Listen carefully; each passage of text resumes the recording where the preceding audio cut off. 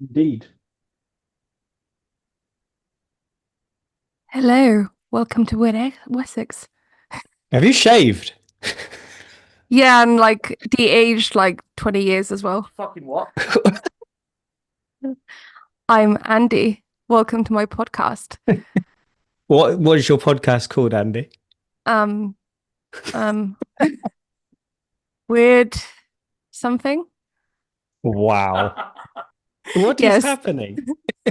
yes. Andy's sick, so I'm Andy today. Hello. So Fair let's enough. record. Yeah, come Go on, on let's then, get go for it. get going. You ask him if he's got any weird news for Do you have any weird news? He doesn't sound very sick. Is he skiving off? Yeah, he is. Fair enough. No, go away. You're not on this one. All You're right. not on this one. Have I lost my seat? Yeah, we got a new co-host. I did say we could do this when he's actually sick. That could be quite fun. Got to draw Yeah. a beard on you. Little Christmas special. Anyway, this was done. So this was not my idea, Craig. Apparently this would be really funny, so you're welcome. Get out of my seat. Anyway. Well, Bye. apparently this would be funny. Apparently this is supposed to be funny. Anyway, bye. Bye. Hello and welcome to AfterWyrd, your home of the strange, mysterious news that we don't quite fit into the main show, and where apparently Craig is recording from a library. Yes, the AfterWyrd Library. My name's Andy. My name's Craig, I guess. It'd be weird if I wasn't Craig, I guess, at that point. That would be a truly weird thing, I suppose. You can Turns be out- whoever you can be whoever want you to be, man. I believe in you. What's up with the studio? It looks. Are you copying me? I like how I've recorded multiple episodes with that behind me, and you're Yeah, only but it looks a lot more sort of. It's been Plus, like that for the last few episodes, at least. Craig, this is coming out before. No, it's not. Really? All right, fair enough. But it looks a lot more full now. Have you put anything new in there? Like the books have been growing and growing. Yes, they do that. They're multiplying. Yeah, it's looking good though. It's looking good. I do like the owl that is not to be blamed. Yeah, I picked that up in Devices on Friday. Nice. It's made from an oil drum, I think she said. She's Oil loads of drum owl. recycled metal work, and she's like, yeah, you can it can go out in the garden and just oil it once a year, it'll be fine. And just make sure you screw it down to whatever you put it on. I was like, no, it's going in the studio. What, in case it flies away, like the mechanical one from Clash of the Titans? Yes, just like that. Oil Drum Owl may be the band name. I don't know. We'll see what else comes up in the episode. I'm missing a doll as well because 'tis the season, so the doll is currently in the Halloween display in the house. No, it's crawled off to find a butcher's knife. Possibly, but at least it's in the house and not here. We were discussing Halloween plans, and one of the ideas we had is Becky's going to dress up as Ekba. Alarmingly, she's got a dress very similar to Ekba's. That was the plan all along. Quite a few, apparently. But yeah, so and I'll go as some puppet master. I don't know. We'll see. We'll see. Yes, for those that don't know, Ekba is your doll that I bought you. Yes. Last year. Hang on. Your haunted doll. I'm sorry. I'll put you back. There we go. For those watching. Stunning. Yes. But yes, which Becky, I mean, I'm not going to say doesn't vibe with, but has banned me from taking it anywhere that she is for too long. Well, whilst we're talking about it, I'll flash up a picture of what the dolls currently look like in my window because they are way creepier than that. Because Emma's been doing some customization, shall we say. In quite a disturbed way. I like it. Yes. Horns and all sorts have been made and attached and bought, and yeah. Pretty creepy. Took the dog out yesterday, come home, and suddenly I forgot that they were even there, and so they dog just started barking and running off. Yeah, basically. The local cows, their udders have turned sour. Plagues, everything. I think we're gonna get a reputation because everyone that goes past the house now, all the kids going to school and stuff, is just gonna see this row of haunted. That's that weird Brooks place. Yeah. Don't want to We go don't go there. there. Don't go there. But I don't know. It's sort of that sign. It's like we're cool with trick or treaters. And Yeah. Rob probably won't put razor blades and apples and stuff. I've never done that before. Well, I don't see any reason to start now. Well, good. That's what I like to hear, I suppose. I think back in the day, like 2 years ago, we spoke about how that's like an urban legend. And We did, yes. the only time it's ever happened was a guy that poisoned his own child Yeah, it was. and tried to blame a stranger. That was it, yeah. But it's always like, yeah, as we said back then, it kind of made its way into the urban myth kind of cycle, you know. I mean, it's an old one. I remember my dad warning me about it, but I think he didn't like trick or treating. He was one of those. It's not British, it's American. You should all be out getting penny for the guy, because like you know, carting around an effigy of like a dead Catholic martyr that you're going to incinerate is so much like more normal, you Yeah. know. But you know. I feel like we've spoken about Guy Fawkes, and you know, history may repeat itself soon. In terms, not like that. That sounds like you're making threats. That sounds like a Jesus failed threat. Christ. I just meant the episode was going to come on again. You know. Speaking of pissing off governments, Yeah. I was just going to say. So there's as of recording at least. There are certain files that I'm sure everyone knows about that Trump is all of a sudden hesitant to release. Even though a lot of his campaign was built on saying that he'd release them, and you know a lot of people want them released.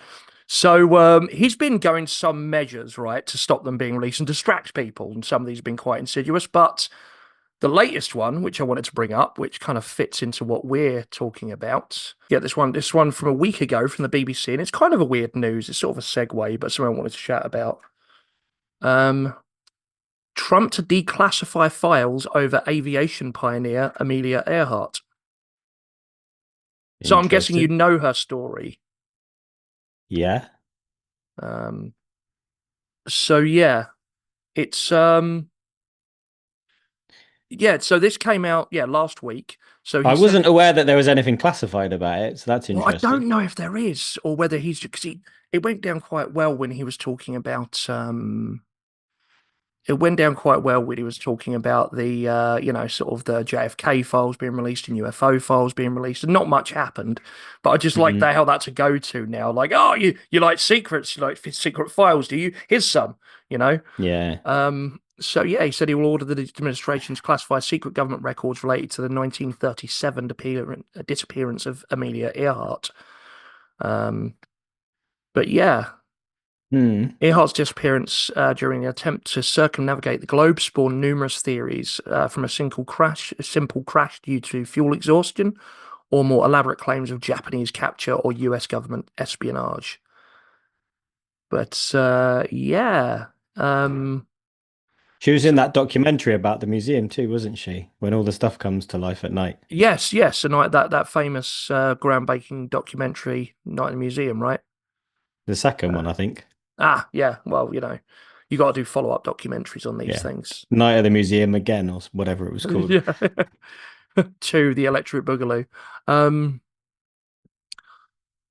So yeah, I mean, there is something that's come out that was going to be one of my weird news stories that I can tie into this, actually relating to this case. But I was thinking, like, it just struck me as quite topical as well. You know how he's, that's one of his things, and it's like, you know, part of me is, not too happy with a lot of the state of the world at the moment. I think we've mentioned before, but at the same time, I'm like, you know, keep with these like secret file releases, and maybe we'll get some juicy ones soon. I mean, I don't know. What do you reckon on her disappearance? And I think we've spoken about it before. Have we spoken about it on here? I don't know, actually. I don't know. It all blends into one. I just assume that I'm always being filmed and recorded. It's a good way to live your life. Yes, the Truman Show, but it's handy. Yeah. What do I think? I don't know whether anything sinister went on. I think, like, the idea that the fuel ran out and she just kind of crashed somewhere is probably. So you know the theory about the island, right? What, that she survived on an island? Yeah, briefly. They reckon the plane went down very close to an island. She had a co-pilot who possibly died on impact. We don't know. But there was this persistent theory that things were found, and there was sort of a certain skin cream box or package or bottle that she was known to use, just like the other side of the world, on this little island, and human bones found there of a woman. Now, again, this could have been shipwrecks from centuries before, could have been all sorts of things, but not that bottle. Again, could have washed up, but it sort of builds up and builds up. And yeah, this island has one carnivorous creature, which is this giant sort of semi-land-based crab.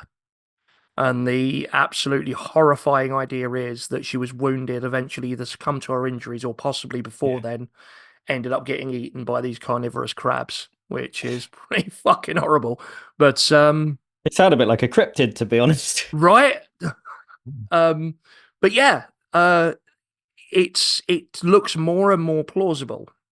And yeah, sadly, I think that's possibly what happened. Because like the stuff that they found there, including human bones, which were apparently lost afterwards, which I get is convenient, but also happens a lot more than you'd think. I mean, there was that instance like a few years ago where one of the skeletons in the London dungeon was actually a skeleton. But they thought it was a fake along with the rest, and it's hurt. So yeah, these things do get misplaced. But of all the things that Trump could release, this feels like he's starting to scrape the barrel quite quickly. It might be. I mean, either there's like UFO ones, there's no more UFO ones, and there's no actual substantive evidence even in their secretest of files. Paul's going to hate me for saying that. Or it's perhaps like he was going to release those, and like, you know, the Men in Black or whatever came along was like, no, not those ones. So now but then they'll just like give us a little flash and we'll forget again. So they probably already told us, right? Yeah, we've just forgotten. It'd be impressive to do the hot flash the whole world, though. It would be a TV broadcast, I guess, right? but again, everyone would need to see it. Yeah, well, only those that care. You put it on during a UFO documentary. Yeah, this is true. Maybe that's it. Maybe everyone else, all the important people, doesn't care. Everyone else just laughs. They're like, yeah, we're gonna have the UFOs. It's actually been inserted to Wyrd Wessex, and then they deleted like the millions of views we usually get to make it look like our views hadn't spiked after this big reveal. Exactly. Yeah, I think we solved that. But yeah. Anything to go into before weird news? I thought that was your weird news. It kind of is. It was a segue into weird news. It is weird news, but I have some weird news attached to it. Weird within weird. Weirdception. Things are getting weird and starting to worry. Be a case for Craig Andy and Andy. Craig. Oh, I like how you went Craig and Andy and I went Andy and Craig. You see that? Yeah. It's courteous, that was.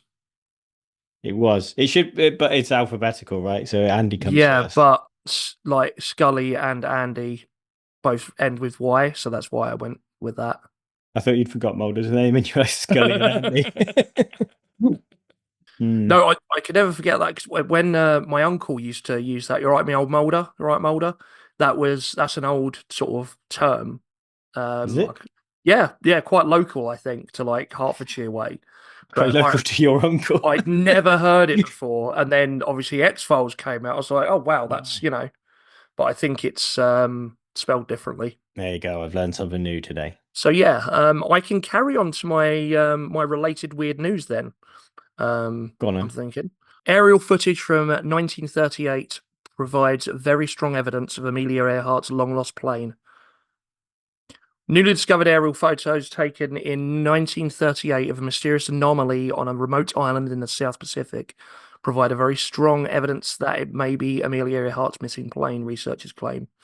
Footage of the strange metallic object located underwater in a lagoon on the island of Nikumaroro, captured a year after the Pioneer aviator disappeared, bolsters scientists' belief that the Teraya object, which is what they named it at the time, is Earhart's legendary Lockheed 10E Electra. A 15-person crew made up of researchers from Purdue and the Archaeological Legacy Institute, or the ALI, was set off on November the 4th for the island, located between Hawaii and Fiji, near the center of the Pacific Ocean, to investigate the enigmatic find, believed to be the main body and tail of the missing aircraft. Finding the aircraft would be the discovery of a lifetime, said ALI Executive Director Dr. Richard Pettigrew, who has long believed that the island hides the secret to her disappearance. Other evidence already collected by the International Group of Historic Aircraft Recovery establishes an extremely persuasive, multifaceted case that the final destination for Earhart and her navigator, Fred Noonan, was this island. Confirming the plane wreckage there would be the smoking gun proof. The 3-week expedition will zero in on the Taria object, the mysterious shape first spotted in 2015 satellite images on the north shore of the lagoon. So yeah, they basically saw these shapes in 2015, or this shape in the water with straight lines. In fact, if I screen share, I can pull it up. So it wasn't aliens, is what we're saying. Well, I mean, they might have downed the plane, might have abducted her from the cockpit. I don't know. So she might still come back yet. I mean, potentially.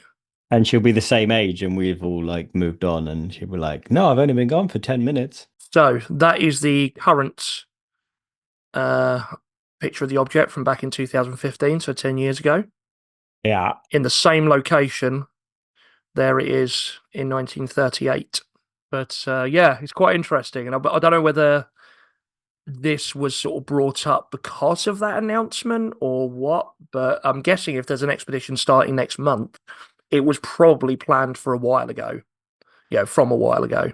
Because yeah, there was claims it should have been captured by the Japanese or was a Japanese agent and working. There was who was the Japanese lady that was they had on their radio that was being broadcast to American troops to try and like demoralize them and like basically tell them to give up fighting and how they would all die. But there was like rumors that was her. But yeah, I don't think so. It's interesting, but yeah, I don't know. As I said, not to belittle the story, but I think he seems like he's scraping the barrel a bit on finding things to make it. 100%, 100%. I mean, the UFO thing didn't really come to anything that he announced, did he? All the JFK stuff, it was basically what everyone already knew. Yeah. But then again, like when they do release stuff, you often find pages have been redacted and stuff, right? Oh, so yeah. So I do wonder if he did actually intend to release a load of UFO files, JFK files, etc., and he was sort of firmly told not to, because there's still going to be people that can tell him no within the government. What weird news do you have? So I have a story from the Metro. I thought I'd go quite light-hearted to start with. Okay. Some might say immature. But it kind of fits in because, you were talking about ghost shits the other day. So this kind of fits in with that. So yeah, this is a Metro story. Mystery odor that plagued school for weeks was a teacher using a fart spray. I see. Highbrow entertainment. Yes, a teaching assistant specifically. It does say teacher in the headline, but it was a teaching assistant. He's appeared in court after using a spray so foul-smelling that students needed medical treatment. Oh, wow. Yes. Alexander Lewis, a teaching assistant at West Florence High School in South Carolina, used a spray he bought online that mimics the smell of feces. Court documents claim that he used the spray repeatedly between August 25th and September 19th, which caused disruption to classes, impacted the school's air system, and sent students to the nurse with respiratory issues. His actions reportedly cost the school about $55,000 or £40,000 for multiple inspections and repairs to its air conditioning system. Students and staff suffered from headaches, nausea, and dizziness due to the stench. And he was violent. Yeah, he was arrested after school CCTV caught him walking through the school's breezeway with an object in his hand. Yeah, I don't know what a breezeway is, actually. It says he was walking through the school's breezeway with an object in his hand, spraying something before slipping the item into his pocket. Yeah, there is a mugshot of him as well, but I guess we don't need to show that. Does he look like someone that would do it? Okay, I'm not going to cast those aspersions. You can. Oh, yeah. Man after my own heart. Do you think in court the legal case was put to rest when he denied it, and the judge would be like, "Well, Hugh denied it, supplied it." But whoever smelt it dealt it, Andy, as you know. That is a famous legal riposte, I suppose. But He's he could denied have accused responsibility. He says he was spraying a lemon-scented hand sanitizer. And it does say police found that sanitizer when searching his car. So he could be telling the truth. I guess, you know. although maybe if he started with "he who smelt it dealt it," they could actually bring the whole case to arrest with, whoever done the rhyme did the crime. After the search, Lewis, 32, was arrested on the charges of malicious injury to property exceeding $10,000 and disturbing schools as a non-student. Malicious injury to property. I hate that term. Authorities have indicated further charges are possible. Yeah, and then they just goes on to say they had last month reassured parents that the school's gas lines, propane systems, and air quality were running safely and as normal. Well, I wasn't going to do this, but I have some other fart news. Of course you do. The bizarre. This one is from that most reputable of sources, Lad Bible, which is a simulation someone made about the deadliest fart in history. Do you know how many people it killed? I was not aware of the deadliest fart in history. Is this an episode? Should we be saving this? Maybe. It's what the fuck. I'll just skim over it because I wasn't going to do this properly. But it was over 10,000 people. Wow. And where was this? This was in ancient Rome. Well, not in Rome itself, but it was a temple. This was back in 570 BC, so 2,500 years ago. Wow. A Roman soldier's actions inadvertently led to the deaths of thousands after he thought it'd be funny to fart in a sacred temple. And apparently the quote here, I've just got to read the quote. This is from a Jewish historian of the time, Flavius Josephus. And the quote is, when the multitude would come together to Jerusalem, so it was in Jerusalem, to the feast of unleavened bread, and a Roman cohort stood over the cloisters of the temple, for they always were armed and kept guard at the festivals to prevent any innovation which the multitude thus gathered might make. One of the soldiers pulled back his garment, and cowering down after an indecent manner, turned his breech to the Jews, and spake such word as you might expect upon such a posture. At this the whole multitude of indignation made a clamour to Commanus, that he could punish the soldier. And apparently this caused rioting. And this then in the subsequent fighting, they reckon over 10,000 people died. So it wasn't the fart itself. It's what it then went on to. Yeah. But it almost sounds made up, doesn't it? But maybe. It's in the history books. It's got to be true. I mean, it is also from Lad Bible. So go on. Do you want to do one? I'm going to count that as one of mine. So one that's worth mentioning, just because we've brought it up before, is the 31 Atlas comet that's coming towards us that may or may not be aliens. There's been a bit of an update on it, is that turns out it's much bigger than they previously thought. Yes. So other than that, that's just thought it was worth bringing it up, that it's getting closer to us as we're drawing towards November at this point. We shall find out whether our overlords approve of Trump or not. Yeah, it's maybe they're like, dude, you said you were going to tell everyone about us. What's up? That's why they're coming here. They're like, they're going to land and be like, release the files. Another one that I only recently found out about, and this article is from this month, but actually I think this is old news. You know how they recycle these things sometimes. Yeah. And this might not make sense to any international listeners, I guess. I think this is more of least British thing, I think. I don't think this guy was internationally known. But this is from the Daily Star. Excellent, reputable source. We're using all the good sources today. Paul Chuckle turns hardman gangster for new brutal mobster movie. Wow.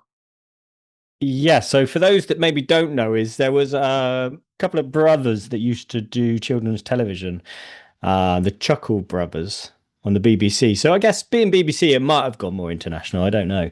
And then unfortunately, one of them passed away a few years back now, I think. And so it's been less to me, to you, and more just to me, I guess. See, I was going to make a gag, but you got there first. But now he's anyway, he's a hardman gangster in a new brutal mobster movie. Didn't take his brother's death well then. Just like, sort of he broke bad. Yeah, it says Paul Chuckle will reveal his sinister side as he swaps slapstick for gruesome hits in a new gangster film.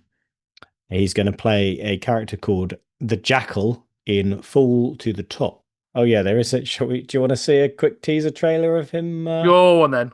Jackal, Damn. got a job for you. Little Irish fella. I need you to do what you do best. Trust me. Trust me. You line him up. I'll knock him down. You know me. To me. It does feel like either a setup to a gag or like a very kind of.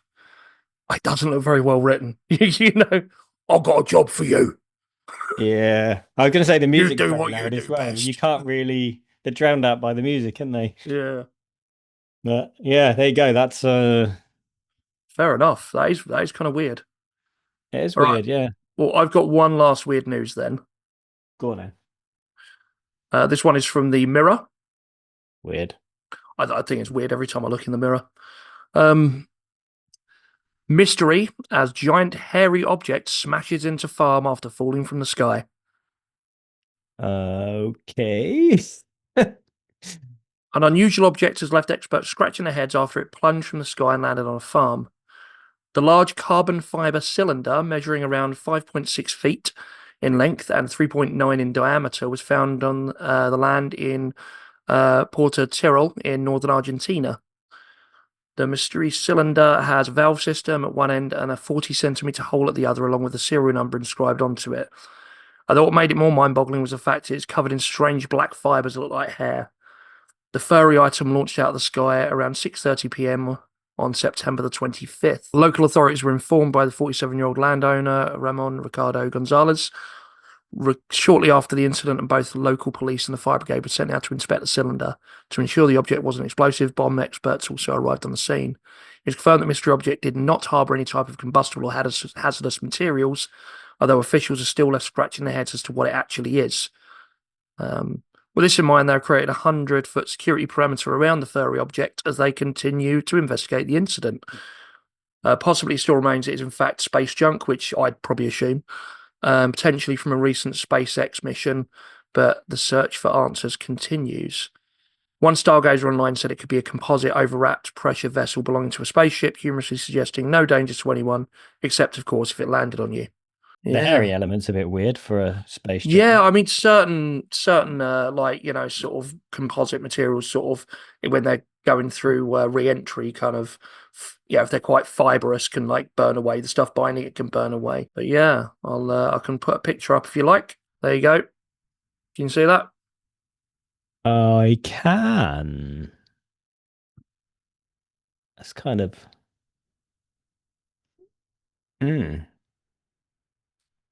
Kind of gross looking. It is a bit gross. Although it almost looks like burned black and, like you say, like burnt up. Yeah. So like, yeah, almost like if it had some kind of plastic on it, I guess it could make it look furry. Yeah, it's got to be like the end cap of like a booster or something like that. I don't know. But yeah, just thought the hairy element gave it a nice little twist.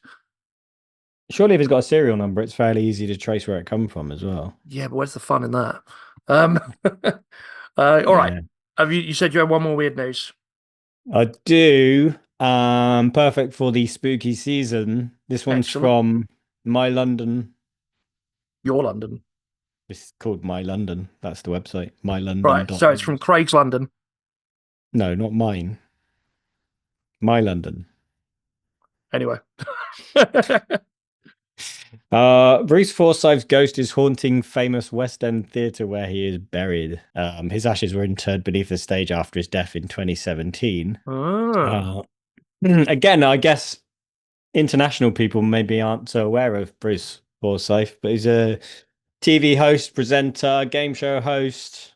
He was from the old school of entertainers, and you get them all over the world. But like, back in the day when like a host like that, they could dance, they could sing, they could do stand up, they could do the lot, like proper old school entertainer. Yeah, I mean, I used to watch was it Play Your Cards Right and stuff like that in the 90s. Nice to see you.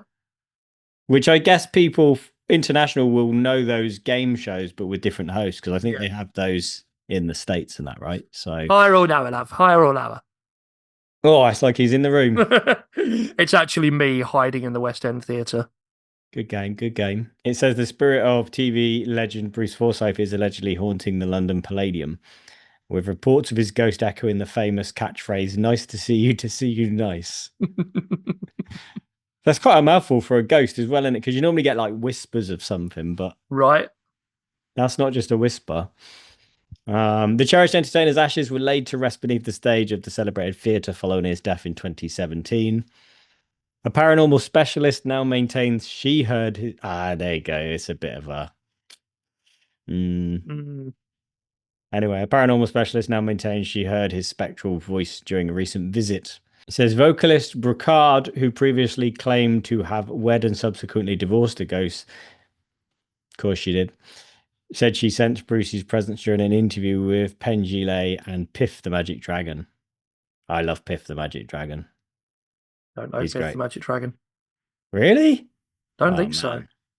It's this guy. He was on... do you ever watch Fool Us? Penn and Teller's Fool Us? Yes, yeah. With Jonathan Ross presenting it. Yeah. He was on the first season of that, I think. Okay. He dresses up as a dragon, and he's got a chihuahua that's also dressed in a dragon costume. Look him up. He does it's funny and it's magic, and yeah, he's really good. And he started working with Penn and Teller some years ago, I think. I'll look him up. Yeah. But yeah, apparently it's now Penn and Piff. Because they don't mention Teller. I don't know why they're there. But yes, Brocard disclosed that during her discussion with the pair, she became conscious of an unexpected third presence in the room. It wasn't a spine-tingling apparition that alerted her, but rather a recognizable voice. She recalled, "I was trying to keep my composure amidst the chaos of two unruly magic dragons." Oh, I see. There's a picture, and Pengile is also dressed up in the dragon costume. Would you like to see? I can look it up, but if the audience would like to see, feel free. So Piff is the smaller one. Yeah. I haven't seen him on anything for a while, to be honest, so it's kind of nice to see him. But yeah, to see him nice. Yeah. Yeah, she was she says she was trying to keep her composure, but kept getting distracted by the words "nice to see you." At first I dismissed it, then came the unmistakable second half, "to see you nice," followed by mischievous laughter, and that's when I knew. I feel like it would be weirder if they heard it too, though, right? Like if she's just getting a feeling of those words in her head, yeah. But if it was like I heard something and they're like, "Did you hear that?" Then maybe it'd be a bit more believable.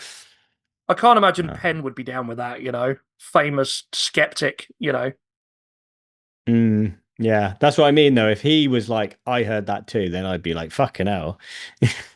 Exactly. Something going down here. But yeah, she says she knew that Sir Bruce Forsyth was in the room. She added, "At one point I even heard him mention a fire extinguisher, which was hilarious considering all the fire puns flying around during the chat. He definitely knew I was speaking with magic dragons." Yeah, and it says, despite Brocard's assertions, neither Penn nor Piff detected anything unusual. But the London Palladium is well acquainted with supernatural tales, and Sir Bruce Forsyth's spirit is believed to be a regular fixture at the venue, reports the Daily Star. Tales of flickering stage lights and mysteriously moved props are routine backstage, all attributed to Bruce's famous humour, persisting from beyond the grave. Brocard has just released her latest single, so apparently she sings as well. Feed My Soul, featuring Ray Luzia from Korn on drums. This gets weirder and I weirder. was not expecting that. She's planning to release more music this Halloween. Says she first discovered her ability to perceive spirits after a paranormal encounter with a Victorian soldier named Eduardo, which for some reason makes me want to say Guano. Is that the one she married? 'Cause if someone was going to make up doesn't. a ghost to marry, it would be a Victorian soldier dashing called Eduardo. That's like Maybe. That's like those cheesy pulp kind of American romance novels with some ghostly figure with like an opened Victorian shirt, ripped six pack, and a heroine that looks like, sort of suspiciously like the author, like with her hair flowing like next to him. You know the ones. I mean, it doesn't specify. So she perceived this Eduardo, and then it says her supernatural odyssey even led to a Halloween 2023 ceremony wedding a ghost at the hauntingly beautiful Asylum Chapel in London. Since then, she's committed herself to exploring the world's most haunted spots while conducting celebrity interviews for her platform. Brocard, rock singer, ghost hunter, and horror content creator. Yeah, I mean, that was the end of the article. So yeah, turns out that was bollocks. But yeah, I think that's about it from us. I think that's enough inane ramblings for today. All right. Well, as always, thank you for joining us. Hope you've enjoyed it. And tune in next time for some other inane ramblings. But until next time, weird to see you. Don't blame the owls. Fuck's sake.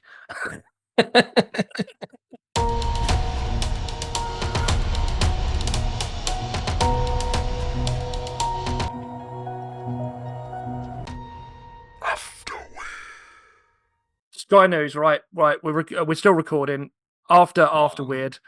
Sky News. Put my lamp back on. I've put the incense out. Shall I light it again? No, don't care. This. Go